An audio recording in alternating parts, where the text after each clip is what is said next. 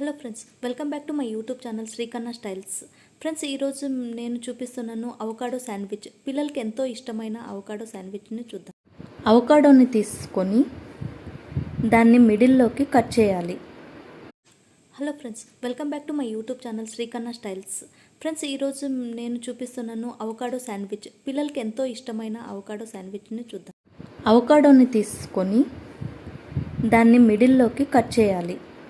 Cut చేసిన తర్వాత దాంట్లో వచ్చే విత్తనాన్ని పక్కకు తీసివేయాలి. అలాగే ఆనియన్ తీసుకొని చిన్న ముక్కలుగా కట్ చేసుకోవాలి.